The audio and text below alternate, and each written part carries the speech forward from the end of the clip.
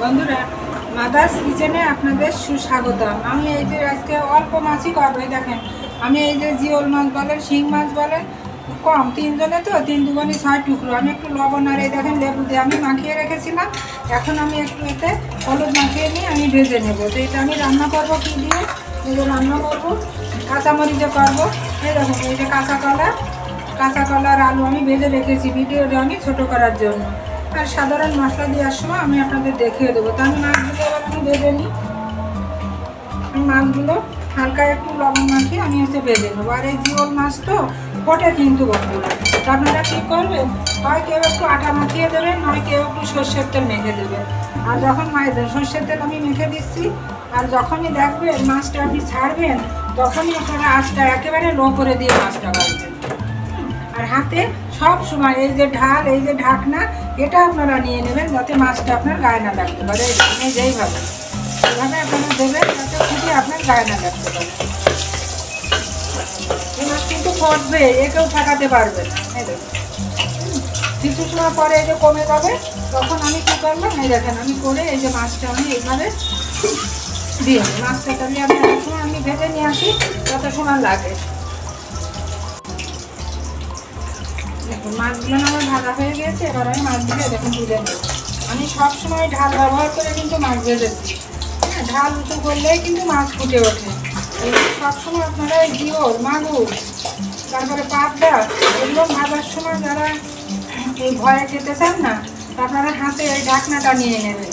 ঢাকনাটা নিয়ে খুন্তিটা কড়ার ভিতর দিয়ে আপনারা মাছটা ছেড়ে দিয়ে অল্প আঁচে দেবেন। এই দেখুন, এই এক সময় তো মনে করেন এই জিওল মাগুর আমাদের হচ্ছে মাটির ভাঁড়ে করে জিওয়ে রাখা হতো, বালতিতে করে জিওয়ে রাখা হতো, গামলায় করে জিওয়ে রাখা হতো। কেন করা হতো বন্ধুরা? কেননা ঘরে তখন আমাদের কারো ফ্রিজ ছিল না।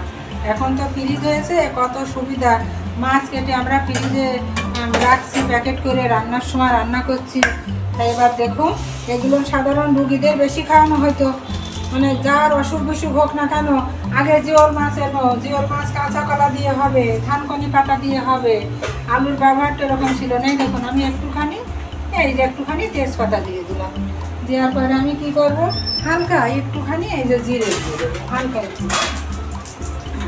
মশলা বেশি দিলে যে রান্না সবসময় ভালো হয় এমনটা কিন্তু নয় বন্ধুরা। এবারে মশলার ব্যবহারটা আমাদের জানতে হবে। মশলা সবসময় কম দেওয়ার চেষ্টা করবে। আমি কি করব, জাস্ট কালারের জন্য আমি 1 চিমটি চিনি দিয়ে দিলাম। চিনি দিয়ে ভিতর আমি রেখেছি আদা, জিরে, ধনে একসঙ্গে বেটে রাখা, হলুদ, এই কয়টা দিয়ে আমি হচ্ছে এবার কষিয়ে নেবো। এই দেখুন, আর আমি এটা জলে কেন গুলে দিলাম বন্ধুরা, আপনারা হয়তো জানেন যে মশলাটা যাতে আমার না পুড়ে যায়, তাই আমি এটা জলে গুলে দিলাম ছেড়ে। জলে গুলে দিলাম। আমার মশলাটা কষানো হোক, রান্না হতে আমার দেরি হবে না। এই মশলা কষানোর সঙ্গে আমি আলু আর এই কাঁচা কলাটা আমি দিয়ে দেবো, কেননা আমার খুব তাড়াতাড়ি হয়ে যাবে রান্নাটা। আপনাদেরও সুবিধা, আমারও সুবিধা। অনেকটা বেলা হয়ে গেছে। দেখুন, এবার আমি মশলাটা কষিয়ে দেবো। এটা গরম ভাতে মানে মশলা কম পড়বে তো, এটা দেশি মশলা যেগুলো আমার জিরে, ধনে, কাঁচামরিচ, শুকনো মরিচ, একটুখানি নুন, চিনি, একটুখানি ভালো জিরে গুঁড়ো। কত বাজারে দেশি তুলে কি চাষেরই হচ্ছে, তাই আমরা খাচ্ছি। না হলে জিওল মাগুর চোখেই দেখা যাবে না। এর সঙ্গে আমি 2টো কাঁচামরিচ দিয়ে দেবো, বেশি দেবো না। দেখুন আমি এর সঙ্গে এই যে 2টো কাঁচামরিচ আমি এই যে দিয়ে দিলাম। দিয়ে আমি এবার কী করবো, মাছটা কিন্তু আমার লেবু মাখায় আমি রেখে দিচ্ছিলাম। এবার মাছটা বন্ধ চলে যাবে। এবারে মাছটা ফেলে দিলাম। মাছটা এর সঙ্গে দিলে হবে কি, একটু লবণ জলটা ঢুকে যাবে, মশলাটা ঢুকে যাবে। কত সুন্দর কালার এসছে দেখুন। কালারটার কারণ আপনাদের টিপটা বলে দিলাম। আপনারা তেলের উপর 1 চিমটি চিনি দিয়ে দেবেন। এবার মাদার্স কিচেন মানে গরম জলে রান্না। এবার আমি গরম জলটা ধাপে ধাপে দিয়ে দেবো। বেশি নেব না, 3 জনের জন্যই রান্না করছি তো, 3 জনেই খাওয়া হবে। এই মাছটা আর আমি খাই না বন্ধুরা, আমার ছেলে বৌমারা আছে, ওরা খাবে। এখন আমি খাই না বলে যে ওরা খাবে না এমনটা তো নয়। মাছটা তো খুব খাওয়া দরকারি, উপকারী, রক্তের জন্য। ওরাই খাবে এই মাছটা, ওদের জন্যই আমি রান্না করছি। একটু ফুটে উঠলে সবজিগুলো ফুটে উঠবে, তারপরে হচ্ছে আমি নামিয়ে নেবো। তো এত সময় আমি একটু ঢেকে দিয়ে রাখি, এই যে একটু ঢাকা থাক, সিদ্ধ হলে তারপরে আপনাদের আমি দেখাচ্ছি। এত সময় একটুখানি ঢাকা থাক।